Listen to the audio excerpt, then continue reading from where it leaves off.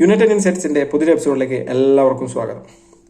അപ്പോൾ ഇന്നത്തെ മാഞ്ചസ്റ്ററിൻ്റെ ഓൾഡ് ട്രാഫോർഡിൽ വെച്ച് നടന്ന മത്സരത്തിൻ്റെ റിസൾട്ട് 2-3 ഗോളുകൾ അടിച്ചുകൊണ്ട് മാഞ്ചസ്റ്റർ വിജയിച്ചിരിക്കുകയാണ്. വിജയിച്ച് ടേബിളിൻ്റെ 4-ാം സ്ഥാനത്ത്, 4th, അതായത് ചാമ്പ്യൻസ് ലീഗ് ക്വാളിഫിക്കേഷനിൽ നമ്മൾ പ്രതീക്ഷ നൽകിക്കൊണ്ട് 4-ാം സ്ഥാനത്ത് തന്നെ നിൽക്കുകയാണിപ്പോൾ. അതിൻ്റെ തൊട്ട് താഴെ ചെൽസി ഉണ്ട്, അതിൻ്റെ തൊട്ട് താഴെ ലിവർപൂൾ ഉണ്ട്, പിന്നെ മുകളിലുള്ളത് ആസ്റ്റൺ വില്ല. 5 പോയിന്റ് ഡിഫറൻസ് ആണ് ഇപ്പോൾ ഉള്ളത്. ഇന്ന് ആസ്റ്റൺ വില്ല ബ്രെൻഫോർഡിനെതിരെ തോറ്റ്. അതുകൊണ്ട് തന്നെ നമുക്ക് 5 പോയിന്റ് ഡിഫറൻസ് ആക്കാൻ പറ്റി. പിന്നെ 3-ാം സ്ഥാനത്തേക്ക് കയറാനുള്ള ഒരു പ്രതീക്ഷ നമ്മൾക്ക് കിട്ടുകയും ചെയ്തിട്ടുണ്ട്. അതിൻ്റെ കൂടെ തന്നെ നമ്മൾക്ക് ഒരു ഹാപ്പി മൊമെൻ്റ് എന്ന് പറയാൻ പറ്റുന്നത് യുണൈറ്റഡ് ഫാൻസ് അകത്താണെങ്കിൽ, സ്റ്റേഡിയത്തിൻ്റെ ഉള്ളിലാണെങ്കിലും സ്റ്റേഡിയത്തിൻ്റെ പുറത്താണെങ്കിലും പ്രൊട്ടസ്റ്റ്, അതായത് ഗ്ലിനിയോസിനെതിരെ ഈ നമ്മുടെ ഫാൻസിനെ ആണെങ്കിലും നമ്മുടെ ക്ലബിനെ ആണെങ്കിലും കാർന്ന് തിന്നുകൊണ്ടിരിക്കുന്ന ഒരു 2 കീടങ്ങളാണ്. ഇപ്പം ഇനിയോസായിട്ട് ഒരു രൂപത്തിൽ വന്നിട്ടുണ്ട്. പിന്നെ ഗ്ലേസേഴ്സ് അവിടെ ഉണ്ട് താനും. ഇവർക്കെതിരെ 1000 അണിനിരത്തിലുള്ള പ്രൊട്ടസ്റ്റ് ഉണ്ടായി. അത് ഗാലറിക്ക് പുറത്ത്. ഉള്ളിൽ കുറേ ബാനറുകൾ കാണാൻ സാധിച്ചു. അതായത് ഗ്ലേസേഴ്സ് ഔട്ട്, പിന്നെ അവർ കുറേ പറ്റിച്ചുകൊണ്ടിരിക്കുകയാണ്, കുറേ പൈസ നമ്മളടുന്ന് കവർന്നുകൊണ്ടിരിക്കുന്നതാണ്, അതായത് ഫാൻസിൻ്റെ അടുത്ത് നിന്നെല്ലാം കവർന്നുകൊണ്ടിരിക്കുക എന്നുള്ള ബാനറുകൾ കാണാൻ സാധിച്ചു. വളരെ സന്തോഷം. അപ്പോൾ ഇനി ആ പ്രൊട്ടസ്റ്റ് ഇനി കുറേ കൂടി മുന്നോട്ടേക്ക് പോട്ടെ, എന്തായാലും തുടരണം. ഇവന്മാർ ഉണ്ടായാൽ നമ്മുടെ ടീം നശിച്ചുകൊണ്ടിരിക്കുകയാണ്, നമ്മുടെ ക്ലബിനെ അവർ ഊറ്റിയെടുത്തുകൊണ്ടിരിക്കുകയാണ്, നശിപ്പിച്ചുകൊണ്ടിരിക്കുകയാണ്. അതിപ്പം ഈ ജനുവരി ട്രാൻസ്ഫർ വിൻഡോ അത്ര ഇമ്പോർട്ടൻ്റ് ആയിട്ടുള്ള ഒരു ട്രാൻസ്ഫർ വിൻഡോ ആണ്. അതും നമ്മൾക്ക് മിഡ്ഫീൽഡേഴ്സ് ഇല്ല. എന്നിട്ട് പോലും അവന്മാർ ഒരു സൈനിങ് പോലും അവർ നടത്തിയിട്ടില്ല, നമ്മുടെ മാനേജ്മെൻറ്റ്. അപ്പോൾ നമ്മുടെ അവസ്ഥ ഒന്ന് ആലോചിച്ച് നോക്കണേ. ഫാൻസിനെല്ലാം ശരിക്കും മണ്ടന്മാരാക്കിക്കൊണ്ടാണ് അവന്മാർ പൈസ നമ്മൾ അവിടുന്ന് ഊറ്റിയെടുക്കുന്നത്. അപ്പോൾ ഇതിന് എന്തായാലും ഒരു അറുതി വരുത്തേണ്ടിയിരിക്കുന്നു. അത് ഫാൻസ് നല്ല രീതിയിൽ പ്രൊട്ടസ്റ്റ് ചെയ്താൽ മാത്രമേ ഇതിനൊക്കെ ഒരു പരിഹാരം കാണാൻ പറ്റൂ. നമ്മളിപ്പോൾ കാണുന്ന റിസൾട്ടുകളൊന്നും നോക്കണ്ട. ഇത് ഇപ്പം ഓലെ വന്ന സമയത്തും നമ്മൾ കണ്ടതാണ്. അതായത് ഒരു മാനേജറിന് സാക്ക് ചെയ്ത് പുതിയൊരു മാനേജറിനെ കൊണ്ടുവരുമ്പോൾ യുണൈറ്റഡ് പ്ലെയേഴ്സ് പെട്ടെന്ന് അങ്ങോട്ട് ബൗൺസ് ഇത് ചെയ്യും, അങ്ങോട്ടേക്ക് ഭയങ്കരമായിട്ട് ഫയർ ചെയ്യുന്ന പോലെ അതായത് അവർ നല്ല രീതിയിൽ കളിക്കും. ഒരു 4-5 മാച്ച് കഴിയുമ്പോൾ അതിൽ ചില പ്ലെയേഴ്സിൻ്റെ എല്ലാം തനി സ്വരൂപം പുറത്തേക്ക് വരും. പിന്നെ അവരതായ ഒരു ശൈലിയിൽ അങ്ങോട്ടേക്ക് കളിക്കും. കളി ഇങ്ങനെ തോറ്റുകൊണ്ടേയിരിക്കും. മാനേജർമാർ അണ്ടർ പ്രഷറിലാകും. അങ്ങനത്തെ സിനാരിയോസ് കുറേ കണ്ടാണ്. അതുകൊണ്ട് തന്നെ ഇതിൽ വലിയ ഈ റിസൾട്ടുകൾ ഇപ്പം ഉണ്ടാക്കുന്നത് നമ്മൾക്കൊരു സന്തോഷം തരുന്ന കാര്യമാണ്. പക്ഷെങ്കിൽ അത് എത്രത്തോളം മുന്നോട്ട് പോകുന്നുള്ളത് നമ്മൾക്ക് തീർച്ചയായും പറയാൻ പറ്റാത്തൊരു അവസ്ഥയിലാണ് ഇപ്പോൾ പോകുന്നത്. അപ്പോൾ നല്ല മാനേജ്മെൻറ്റ് വരണം, നല്ല ആൾക്കാരെ അവിടെ റിക്രൂട്ട് ചെയ്യണം. അതേപോലെ തന്നെ പ്ലെയേഴ്സിനാണ് നമ്മൾക്ക് തിന്ന് സ്ക്വാഡാണ്. മിഡ്ഫീൽഡിലോ ബാക്കുകളായിട്ടുള്ള ആരെങ്കിലോ ഇഞ്ചുറിയോ എന്തെങ്കിലും പ്രശ്നങ്ങളോ പറ്റിയ നിൽക്കുകയാണെങ്കിൽ നമ്മൾക്ക് ബാക്കപ്പായിട്ട് ആരുമില്ല, സത്യം പറയുകയാണെങ്കിൽ. പിന്നെ എല്ലാം ഉള്ളത് ഇപ്പോൾ ഉള്ളത് എന്ന് പറയുന്നത് അക്കാഡമിക് പ്ലെയേഴ്സ് അല്ല എന്നുള്ളത്. പിന്നെ ഉഗാർത്തേനെ നമ്മൾക്ക് തീരെ ട്രസ്റ്റ് ചെയ്യാൻ പറ്റില്ല. കസമീറോ പോകുമ്പോഴൊക്കെ തന്നെ അവിടെ ആ മിഡ്ഫീൽഡ് മൊത്തത്തിൽ പ്രശ്നമാണ്. അത് ഇന്നത്തെ മാച്ചിൽ തന്നെ നമ്മൾ ശരിക്കും കണ്ടതാണ്. 2 ഗോളുകളാണ് നമ്മൾ വാങ്ങിച്ചത്. ആ കസമീറോ പോയ ആ സ്പേസിലൂടെ അവർ റണ്ണ് നടത്തിയിട്ട്. അപ്പോൾ അതാണ് അവസ്ഥ. അപ്പോൾ ഇങ്ങനത്തെ ഒരു സിനാരിയോ ഉണ്ടാകുമ്പോൾ ശരിക്കും പ്രൊട്ടസ്റ്റ് ചെയ്യാൻ നല്ല ശക്തമായുള്ള പ്രൊട്ടസ്റ്റ് തന്നെ വേണം. അല്ലാതെ ഇത് ഈ നമ്മുടെ ഈ സ്ക്വാഡും വെച്ചിട്ട് നമ്മൾക്ക് ഇനി കുറേ കൂടി മുന്നോട്ടേക്കൊന്നും പോകാൻ പറ്റില്ല. അതാണ് ഇപ്പോഴത്തെ ഒരു അവസ്ഥ. അപ്പം പ്രൊട്ടസ്റ്റ് കൊണ്ടേ നമ്മൾക്ക് നല്ല രീതിയിലുള്ള പ്രൊട്ടസ്റ്റ് കൊണ്ടേ ഇതിനെ റിക്കവർ ചെയ്തെടുത്ത് പോകാൻ പറ്റും. അപ്പോൾ പ്രൊട്ടസ്റ്റ് മുന്നോട്ടേക്ക് പോട്ടെ. അപ്പോൾ നമ്മൾ ലൈനപ്പിലേക്ക് വരുമ്പോൾ ലാമൻസ് തന്നെയാണ് ഗോൾ കീപ്പർ. പിന്നെ റൈറ്റ് സൈഡിൽ ഡാലോ, സെൻട്രൽ ബാക്കുകളായിട്ട് മെഗ്വേറും Lisandro. Left side full back ആയിട്ട് ലൂക്ഷോ. പിന്നെ ഡബിൾ പിവോട്ടായിട്ട് കളിച്ചിട്ടുണ്ടായത് സെയിം കസമീറോ മെയിനും. പിന്നെ നമ്പർ 10 ആയിട്ട് കളിച്ചിട്ടുണ്ടായത് ബ്രൂണോ ഫെർണാണ്ടസ്. ഡോർഗു ഇന്ന് കളിക്കാനില്ലാത്തതുണ്ട്. ഡോർഗു പരിക്കാണ്. ഏപ്രിൽ വരേക്കും ആള് അവൈലബിൾ ആയിരിക്കില്ല. ഏപ്രിൽ മിഡ് വരേക്കും അവൈലബിൾ ആയിരിക്കില്ല എന്നാണ് റിസൾട്ട്. അതായത് 10 വീക്കാണ് ആൾക്ക് ആംസ്ട്രിങ് ഇഞ്ചുറി കൊണ്ട് പുറത്തിരിക്കേണ്ടി വരുന്നത്. അതുകൊണ്ട് തന്നെ കൂഞ്ഞയാണ് ആ പൊസിഷനിൽ കളിച്ചിട്ടുണ്ടായത്. ലെഫ്റ്റ് സൈഡ് വിങ്ങറായിട്ട് അമാദ്, പിന്നെ സ്ട്രൈക്കറായിട്ട് എംബുമോ. ഇതാണ് പൊസിഷൻ ഉണ്ടായത്. അപ്പോൾ കളിയിൽ നമ്മൾക്ക് ഫുൾഹാം ഒരു രക്ഷയില്ലാത്ത കളിയായിരുന്നു കളിച്ചിട്ടുണ്ടായത്. നമ്മളെ പ്രസ്സിങ്ങിനെ ബീറ്റ് ചെയ്തുകൊണ്ട് അവർ ഫ്രണ്ടിലേക്ക് പോകുന്നത് കാണുമ്പോൾ ഉണ്ടല്ലോ, എപ്പോൾ ഗോൾ അടിക്കുന്നുള്ള ഒരു ഒരു ഒരു ഭയങ്കരമായിട്ടുള്ള ഒരു പേടി തോന്നി. അമ്മാരി പോക്കാന്ന് അവർ പലപ്പോഴും മുന്നോട്ടേക്ക് പ്രോഗ്രസ് ചെയ്ത് പോയിട്ടുണ്ടായത്. പക്ഷേങ്കിൽ നമ്മളെ ഡിഫൻസ് നല്ല രീതിയിൽ കോർഡിനേറ്റ് ചെയ്തിട്ട് അത് പലപ്പോഴും അവരെ ബ്ലോക്ക് ചെയ്യുന്ന ഒരു സിനാരിയോ നമ്മൾ കണ്ടിട്ടുണ്ടായിരുന്നു. അതിന് നമ്മുടെ ഫുൾ ബാക്ക് ആണെങ്കിലും സെന്റർ ബാക്ക് ആണെങ്കിലും പിന്നെ കസമീരോ മെയിനോ എല്ലാവരും ഇറങ്ങിയിട്ട് ഹെൽപ്പ് ചെയ്യുന്നുണ്ടായി. ഈ എന്തിനു പറയുന്നത് ബ്രൂണോ കൂഞ്ഞ എല്ലാവരും എംബൂമോ എല്ലാവരും നല്ല രീതിയിൽ ബാക്കിലേക്ക് വരുന്നുണ്ടായിരുന്നു. എംബൂമോ നല്ല രീതിയിൽ പിച്ച് നല്ല രീതിയിൽ സ്ട്രക്ചർ ചെയ്യുന്നുണ്ടായിരുന്നു. അങ്ങനെയൊക്കെ ഉണ്ടായി. 5ാമത്തെ മിനിറ്റിലാണ് നമ്മൾക്കൊരു ചാൻസ് കിട്ടുന്നത്. അത് അമാദിയാലോ ബോളുമായിട്ട് പ്രോഗ്രസ് ചെയ്യുന്നു.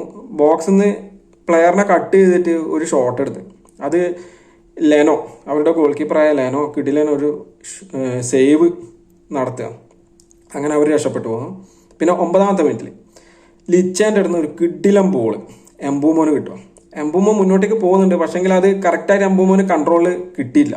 അതുകൊണ്ട് തന്നെ അവരുടെ സെൻട്രൽ ബാക്കായ ക്യൂൻസ അവിടുന്ന് എംബൂമോന് ഒരു ബ്ലോക്ക് കൊടുക്കുന്നു. അങ്ങനെ എംബൂമോ പിന്നെയും പിന്നെ ആ ബോൾ മുന്നോട്ടേക്ക് എടുത്ത് പോകുന്നുണ്ട്, പക്ഷെങ്കിൽ അത് ഗോൾ കീപ്പറിന് കിട്ടുകയാണ്. അവിടെ ആ സിനാരിയോ അവിടെ രക്ഷപ്പെട്ടു പോകുന്നു. വീണ്ടും ഫുൾഹാം. പിന്നെ 13ാമത്തെ മിനിറ്റിൽ അവർക്കൊരു കോർണർ കിട്ടുകയാണ്. ആ കോർണർ ലാമൻസ് അവർ അത് നല്ല രീതിയിൽ ഷൂട്ട് എടുത്തു, പക്ഷെങ്കിൽ ലാമൻസിന്റെ കിഡിലൊരു സേവ്, അടിപൊളി ഒരു സേവ്, അത് യുണൈറ്റഡിനെ രക്ഷിച്ചു. അതിനുശേഷമാണ് 16ാമത്തെ മിനിറ്റിൽ ഒരു ക്രൂഷ്യൽ മൊമെന്റ് യുണൈറ്റഡിന് വരുന്നത്. കൂഞ്ഞക്ക് ബോൾ കിട്ടി. കൂഞ്ഞ മുന്നോട്ടേക്ക് പ്രോഗ്രസ് ചെയ്ത് പോകുമ്പോൾ ബോക്സിന് ഉള്ളിൽ ക്യൂൻസ ഒരു ടാക്കിൾ നടത്താം, പക്ഷെങ്കിൽ അത് ബോളിലാണ് കൊണ്ടിട്ടുണ്ടായത്. അത് റഫറി ഒരു കൺഫ്യൂസ്ഡ് ആയിട്ട് റഫറി അപ്പം തന്നെ പെനാൽറ്റി വിളിച്ചു. റഫറി വിചാരിച്ചു അത് ടാക്കിളാന്ന് വിചാരിച്ചിട്ടാണ് പെനാൽറ്റി കൊടുത്തത്. അങ്ങനെ വാർ ഇടപെടുന്നു. വാർ ഇടപെട്ട് നോക്കുമ്പോൾ ക്യൂൻസ അതായത് ബോളിലാണ് അവൻ്റെ കാല് ടച്ച് ചെയ്യുന്നത്. ഇവനുമായിട്ട് യാതൊരു കോണ്ടാക്റ്റും ഉണ്ടായില്ല കൂഞ്ഞായിട്ട്. അങ്ങനെ അത് പക്ഷെങ്കിൽ ബോക്സിന് വെളിയിൽ കൂഞ്ഞാൻ്റെ ഷർട്ട് പിടിച്ചു വലിക്കുന്നുണ്ടായിരുന്നു. അതിന് അവർ ഒരു ഫ്രീ കിക്ക് കൊടുക്കാം. ആ ഫ്രീ കിക്ക് ബ്രൂണോ ഫെർണാണ്ടസ് എടുത്തിട്ടുണ്ടായിരുന്നു. ആ ഫ്രീ കിക്കിൽ കസമീറോ കിഡിലൻ ഒരു ഹെഡ് കൊടുത്ത് അടിപൊളി ഒരു ഗോള്. അങ്ങനെ 19ാമത്തെ മിനിറ്റിൽ നമ്മൾ 1-0 മുന്നോട്ട് നിൽക്കാം. പക്ഷെ ആ ഗോള് വന്നതിന് ശേഷം ഫുൾഹാം എന്തൊക്കെയോ ചാൻസുകൾ ക്രിയേറ്റ് ചെയ്യാൻ നോക്കുന്നുണ്ടായിരുന്നു. അത് നമ്മുടെ ഡിഫൻസ് നല്ല രീതിയിൽ ബ്ലോക്ക് ചെയ്യുന്നുണ്ടായിരുന്നു. അങ്ങനെ ഫസ്റ്റ് ഹാഫ് അങ്ങനെ പോയി. ഒരു വലിയ ചാൻസുകളോ കാര്യങ്ങളോ ഇല്ലാതെ അങ്ങനെ പോയി. പിന്നെ ലാമൻസിന്റെ ചെറിയ ചെറിയ സേവുകളും കാര്യങ്ങളെല്ലാം ഉണ്ടായിരുന്നു അതിൻ്റെ ആ ഒരു മൊമെന്റ്സിലെല്ലാം. അതിനുശേഷം സെക്കൻഡ് ഹാഫാണ് കളിയെ കൂടുതൽ ത്രില്ലിംഗ് ആക്കുന്ന പല മൊമെന്റ്സും നമുക്ക് കാണാൻ പറ്റിയത്. 52ാമത്തെ മിനിറ്റിൽ ഒരു ഫ്രീ കിക്ക് നമ്മുടെ ബോക്സിന്റെ കുറച്ച് പുറത്തുനിന്ന് ലൂക്ഷോ വിൽസണ പുള്ളി ചെയ്തിട്ടാന്ന് തോന്നുന്നു അങ്ങനെ ഫ്രീ കിക്ക് കിട്ടുന്നത്. ആ ഫ്രീ കിക്ക് വിൽസൺ ഒരു കിഡിലൊരു ഫ്രീ കിക്കായി എടുക്കാം. അത് ലാമൻസ് നല്ലൊരു സേവ് നടത്താം. അങ്ങനെ ഒരു മൊമെന്റ് ഉണ്ടായിരുന്നു. കിഡിലൊരു സേവ് ആയിരുന്നത്. ലാമൻസ് ഓവറോൾ അടിപൊളിയായിരുന്നു. ഒരു രക്ഷ ഉണ്ടായില്ല. പിന്നെ പറയാനുള്ളത് ലിച്ച മെഗ്വർ എല്ലാവരും കിഡിലനായിരുന്നു. ഒരു രക്ഷ ഉണ്ടായില്ലായിരുന്നു. നല്ല ഡിഫൻസും കാര്യങ്ങളെല്ലാം കാഴ്ചവെച്ചിട്ടുണ്ടായി. പിന്നെ നമ്മൾക്ക് 56ാമത്തെ മിനിറ്റിലാണ് കൂഞ്ഞാൻ്റെ വക ഒരു ഗോൾ വരുന്നത്. അത് വരുന്നത് പറയുന്നത് കസമീറോ ആണ്. അതിൻ്റെ അസിസ്റ്റ് കസമീറോയുടെ അടുത്ത് ഒരു ലൈൻ ബ്രേക്ക് പാസ് കൂഞ്ഞക്ക് കൊടുക്കുക. ആ കസമീറോൻ്റെ കസമീരോ നോക്കുന്ന ഡയറക്ഷനും ബോൾ കൊടുക്കുന്ന ഡയറക്ഷനും തമ്മിൽ നല്ല വ്യത്യാസമുണ്ട്. അതായത് ഈ ഡയറക്ഷനിലാണ് ബോൾ നോക്കുന്നുണ്ടായിരുന്നത്, ഈ ഡയറക്ഷനിലേക്കാണ് ബോൾ കൊടുത്തിട്ടുണ്ടായത്. അങ്ങനെ കസമീരോ കൂഞ്ഞനെ റീഡ് ചെയ്യുന്നു, കൂഞ്ഞക്ക് നല്ലൊരു ബോൾ ബോക്സിലേക്ക് കൊടുക്കും. അത് ടൈറ്റ് ആംഗിളിൽ നിന്ന് കൂഞ്ഞ ഷോട്ട് എടുത്തിട്ട് ഗോള്. അങ്ങനെ 2-0 നമ്മൾ മുന്നിട്ട് നിൽക്കുന്നു. അങ്ങനെ രണ്ടാമത്തെ ഗോൾ അടിച്ചതിന് ശേഷം 64-ാമത്തെ മിനിറ്റിലേക്ക് കളി വന്നപ്പോൾ കസമീരോ ഒരു യുണൈറ്റഡിൻ്റെ ഹാഫിൽ ഒരു ടാക്കിൾ ചെയ്യാം. അതിന് കസമീരോനെ യെല്ലോ കിട്ടുകയും ചെയ്തു. അത് ഫ്രീ കിക്കായിട്ട് അവർ എടുക്കുന്നു. ആ എടുത്ത ഫ്രീ കിക്ക് ക്യൂൻസ, അവരുടെ സെൻറ്റർ ബാക്കായ ക്യൂൻസ ഗോൾ അടിക്കുക. പക്ഷെങ്കിൽ അത് വാറവിട്ട് നോക്കുമ്പോൾ ചെറിയൊരു ഓഫ് സൈഡ് അവിടെ ഉണ്ടായിരുന്നു. അമാദിയാലോ അവരെ പ്ലെയറിനെ ഓഫ് സൈഡാക്കി വെച്ചിട്ടുണ്ടായിരുന്നു. അതുകൊണ്ട് തന്നെ ചെറിയ ഒരു മില്ലിമീറ്റർ ഇതിലെ ഓഫ് സൈഡാണത്. അങ്ങനെ നമ്മൾ രക്ഷപ്പെട്ടു പോകാം 2-0 തന്നെ. പിന്നെ അവർ 70-ാമത്തെ മിനിറ്റിന് ശേഷം അവർ നല്ല ചേഞ്ചസ് വരുത്തുന്നുണ്ട്. പിന്നെ നമ്മളും അതേപോലെ തന്നെ 74-ാമത്തെ മിനിറ്റിൽ കൂഞ്ഞാനെ മാറ്റിയിട്ട് സെസ്കോനെ കൊണ്ടുവരാം. അതേപോലെ തന്നെ 75-ാമത്തെ മിനിറ്റിൽ കസമീരോ, യെല്ലോ കാർഡ് കിട്ടിയ കസമീരോനെ മാറ്റിയിട്ട് ഉഗാർത്തേനെ കൊണ്ടുവരാം. അതിനുശേഷം നമ്മൾ ഉഗാർത്തേനെ കൊണ്ടുവന്നതിന് ശേഷം ആദ്യത്തെ ഒരു 4-5 മിനിറ്റ് നല്ല രീതിയിൽ പാസ് ചെയ്ത് കളിക്കുന്നുണ്ടായി. അതിനുശേഷം മൊത്തം ആ മിഡ്ഫീൽഡ് ഒരു വല്ലാത്തൊരു രീതിയിൽ അങ്ങോട്ട് പോവുക. അതായത് കസമീരോനെ പോലെ നല്ല രീതിയിൽ റീഡ് ചെയ്തിട്ട് ബാക്കിലേക്ക് കളിക്കാനൊന്നും ഉഗാർത്തേക്ക് പറ്റില്ല. നമ്മൾക്ക് അതാണ് ഞാൻ പറഞ്ഞത്, ആ ഒരു മൊത്തത്തിലുള്ള ആ ഒരു സ്ട്രക്ചറിലെ പ്രശ്നം വന്ന് പിന്നെ ഉഗാർത്ത വന്നതിന് ശേഷം. അപ്പോൾ ആ 75-ാമത്തെ മിനിറ്റിൽ തന്നെ ദിയാലോ ഒരു കിട്ടിയില്ലേനെ ഒരു ക്രോസ് ബോക്സിലേക്ക് കൊടുക്കും സെസ്കോനെ ലക്ഷ്യമാക്കിയിട്ട്. സെസ്കോ അത് ഹെഡ് ചെയ്തിട്ട് ഞാൻ വിചാരിച്ചത് ഗോളാവെന്ന് വിചാരിച്ചത്. പക്ഷെങ്കിൽ അത് കിട്ടിയില്ലേനൊരു ഹെഡറായിരുന്നു. അത് പോസ്റ്റിൽ തട്ടിയിട്ട് തിരിച്ചു വന്നു. വീണ്ടും സെസ്കോന് ഒരു അവസരം ഉണ്ടായിരുന്നു, പക്ഷേ അത് പുറത്തേക്ക് പോയി, ബോൾ പുറത്തേക്ക് പോയി. അങ്ങനെ ആ ചാൻസ് മിസ്സായി. അതിനുശേഷം നമ്മുടെ മിഡ്ഫീൽഡ് ആകെ മൊത്തത്തിൽ ഒന്ന് ബ്രേക്ക് ഡൗൺ ആവാം ഉഗാർത്തെ വന്നതിന് ശേഷം. അപ്പോൾ അതിൻ്റെ ഒരു റിസൾട്ടായിട്ട് അവർക്ക് ഒരു പെനാൽറ്റി കിട്ടുകയും ചെയ്തു. അതിൽ ശരിക്കും ഡാലോൻ്റെ ഒരു റോളും കൂടിയുണ്ട്. ഡാലോ കുറച്ചുകൂടി അഗ്രസീവായിട്ട് മുന്നോട്ടേക്ക് കയറിയിട്ടുണ്ട്. അപ്പോൾ ആൻഡേഴ്സൺ ആണെന്ന് തോന്നുന്നു, ആൻഡേഴ്സൺ മിഡ്ഫീൽഡിൽ നിന്ന് ഒരു ലൈൻ ബ്രേക്ക് പാസ് ജിമിനസിന് കൊടുക്കുക. ജിമിനസ് അതും എടുത്ത് റൺ ചെയ്ത്, അപ്പോൾ അവിടെ മെഗ്വയർ ഓടിച്ചെന്നിട്ട് ഒരു ടാക്കിൾ ചെയ്യാം. എനിക്ക് തോന്നുന്നു ആ ടാക്കിൾ ചെയ്തിട്ടില്ല എന്നുണ്ടെങ്കിൽ ചിലപ്പോൾ ലാമൻസിന് ഇത് സേവ് ചെയ്യാൻ പറ്റിയാനെ. അത് അനാവശ്യമായിട്ടുള്ള ഒരു ടാക്കിളായിപ്പോയി. പക്ഷെ മെഗ്വയറിനും പറഞ്ഞിട്ട് കാര്യമില്ല. ആ സമയത്ത് അത് വരും, അത് ഡിഫൻഡറുടെ ഭാഗത്തുനിന്ന് അത് വരും. പക്ഷെങ്കിൽ അത് ബോളിന് ബോൾ ജസ്റ്റ് മിസ്സായിട്ട് അവൻ്റെ കാലിനാണ്, അതായത് ജിമിനസിന്റെ കാലിനാണ് മെഗ്വയർ ചവിട്ടുന്നുണ്ടായത്. അത് ക്ലിയർ പെനാൽറ്റി തന്നെയാണ്, വേറെ ഓപ്ഷനൊന്നുമില്ല. വേറെ ഇടപെട്ട് അത് പെനാൽറ്റി തന്നെ കൊടുത്തു.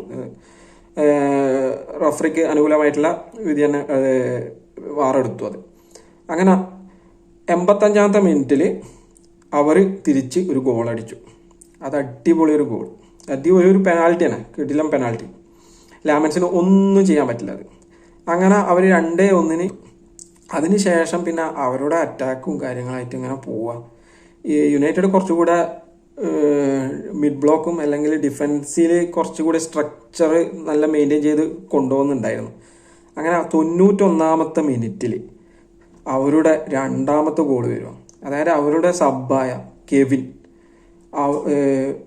എനിക്ക് ഓർമ്മ വന്നത് ആസ്റ്റൺ വില്ലേൻ്റെ മോർഗൻ റോജേഴ്സിനെയാണ് പെട്ടെന്ന്. അവിടുന്ന് അതായത് യുണൈറ്റഡിൻ്റെ ബോക്സിൻ്റെ അവിടുന്ന് കട്ട് ചെയ്ത് 2-3 പ്ലേയേഴ്സിനെ കട്ട് ചെയ്ത് പോയിട്ട് ഒരു കിട്ടിലൊരു ഷോട്ട് പുൾ ഓഫ് ചെയ്യും. അത് നേരെ ലാമൻസിനൊന്നും ചെയ്യാൻ പറ്റില്ല. അത് പോസ്റ്റിൻ്റെ വിങ്ങിൽ, അതായത് മൂലയിലേക്ക് പോയി വീണുന്നു. 2-2. അങ്ങനെ മാച്ച് ക്ലൈമാക്സിലേക്ക് ഇങ്ങനെ നീങ്ങിക്കൊണ്ടിരിക്കുക. നമ്മൾ വിചാരിച്ചു, എല്ലാവരും നമ്മുടെ ഫാൻസ് എല്ലാവരും വിചാരിച്ചിട്ടുണ്ടാവുക ഇത് 2-2 സമനില ആസ് യൂഷ്വൽ. ഇപ്പോൾ ഫുൾഹാമിനെതിരെ എങ്ങനെയാണ് സാധാരണ ഉണ്ടായാലും അതേപോലെ ആസ് യൂഷ്വൽ ആയിട്ട് സമനിലയാവുമെന്ന് വിചാരിച്ചിട്ടുണ്ടായി. പക്ഷെങ്കിൽ അവിടുന്ന് 3 മിനിറ്റിനപ്പുറം ആണ് അതിൻ്റെ ആൻറ്റി ക്ലൈമാക്സ് എന്നുള്ള രീതിയിൽ യുണൈറ്റഡ് തിരിച്ചു ഗോൾ അടിക്കുന്നത്.